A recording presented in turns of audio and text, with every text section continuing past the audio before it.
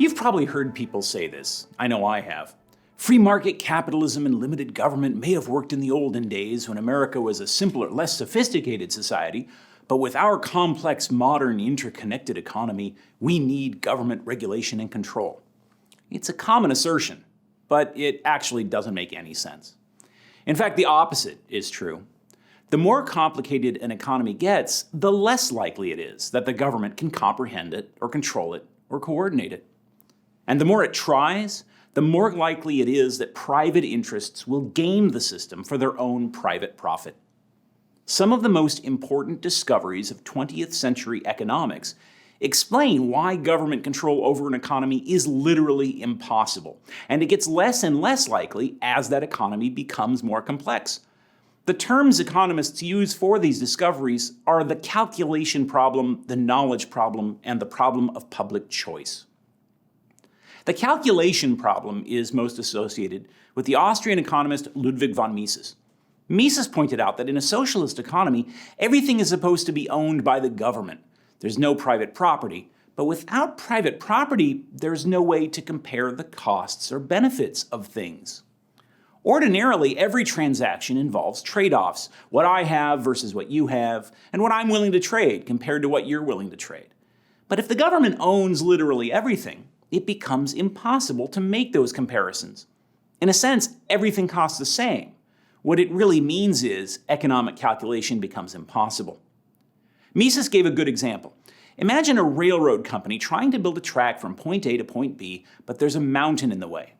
Should they dig a tunnel through the mountain, or go around the mountain, or build tracks over the mountain? In a free market, that question would be answered by comparing the costs of construction with the anticipated revenues. Is a tunnel more expensive than a bridge, and so forth.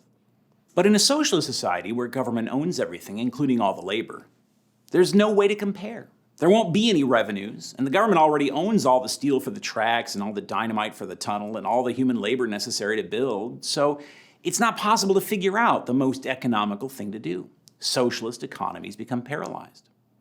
To really appreciate this calculation problem, it's important to remember what prices actually are. Businesses don't just slap prices on products arbitrarily. It's not just greed on their part. Prices are signals. They're ways of exchanging information. The information they convey is about trade-offs, about how much people value all the ingredients that go into any given product or service. That information helps us know where to use our scarce resources. If the price of steel goes way up in, say, Dallas, that's because there's more demand for steel there, and that higher price creates an incentive to ship steel to Dallas instead of, say, Portland, where prices are lower, because the demand is lower there. So prices convey information about whether it's worth it for us to do one thing instead of a different thing. That's why government price controls are such a bad idea. When the government forces people to charge less for something than it's really worth, or more than it's worth, that interferes with the signals that tell us where resources are needed. And that also explains why, when government prohibits high prices for something, we never end up with more of that thing. Instead, we end up with less. When suppliers don't get the signal that they should send more of that thing to a place where it's needed, people end up not getting what they need. In a socialist economy where government owns everything, there are no prices, and economic calculation becomes impossible. As a result, the economy breaks down entirely. That actually happened in places like the Soviet Union, where communists even tried to abolish money itself.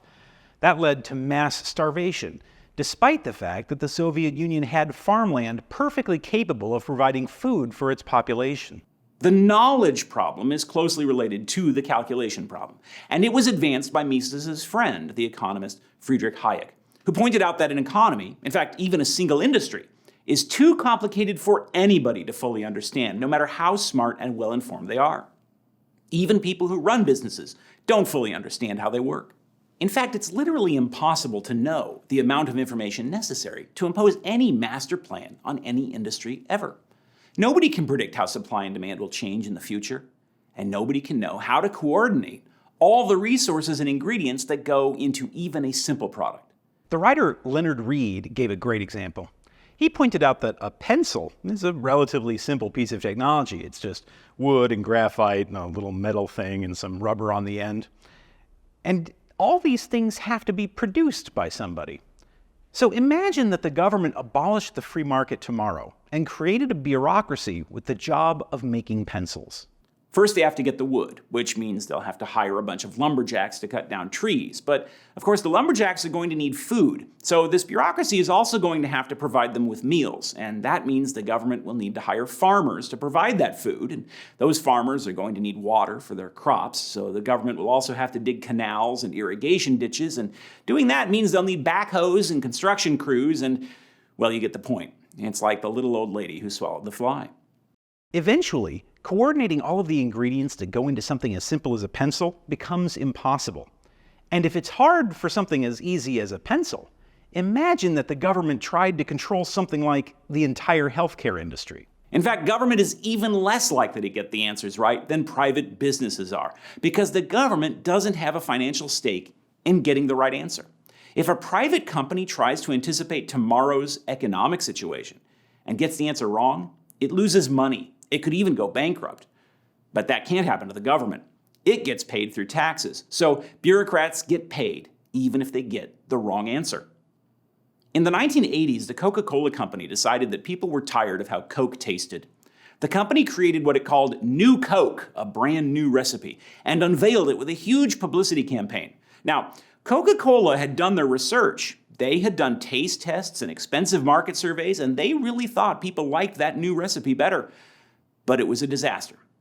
One of the biggest flops in the history of capitalism. Nobody liked it. The debacle cost the company more than $30 million, and only 3 months after unveiling New Coke, they brought back the original. Now, here's a company with the world's best market researchers, and it has millions of dollars at stake, and it still got the wrong answer. And if the Coca-Cola Company doesn't know what flavor of soda people want, then how in the world could a group of government bureaucrats whose paychecks don't depend on getting the right answer hope to do better? That's the knowledge problem in a nutshell.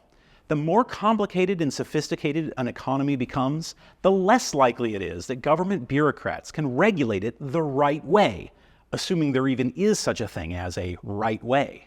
And whenever government tries to impose the right way, it runs into the third problem that I mentioned, the problem of public choice. Public choice is the name economists give to the theory that explains why people lobby the government. The simple answer is that they hope to get some kind of benefit or favor from the government. We usually think of that in financial terms, but people also ask the government for other kinds of favors. Whatever the specifics, people are only going to invest the time and money it takes to lobby the government if they think the payoff is worth the price. It's actually a really simple idea. Imagine that I'm the government, and I'm going to impose a $1 tax on everyone in my city of 1 million people. Now I have $1 million, and I'm going to give it to whoever I think deserves it. 3 lobbyists show up. We'll call them Adam, Bob, and Carol.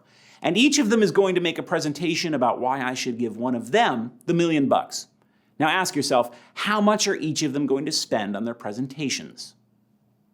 The answer is easy. It's gambling odds. You take your $1 million jackpot and divide it by your 1/3 chance of winning. Adam will spend about $333,333 to put together a fantastic presentation on why I should give him the $1 million, and so will Bob and Carol. If they spend more than that, then they're going to lose money in the long run. But if you spend $333,000 to persuade me to give you $1 million, you still come out ahead. Now, ask yourself, how much will any of the taxpayers spend to try to persuade me not to take away the dollar from them?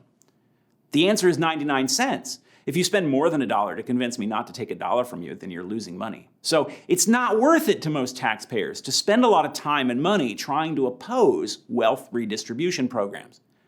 So look at the result. I, the government, only end up hearing from people who support this scheme to take money away from taxpayers and give it to Adam and Bob and Carol. Each of them spends tons of money showing me why my scheme is such a good idea, but nobody even shows up at the city council meeting to argue against it.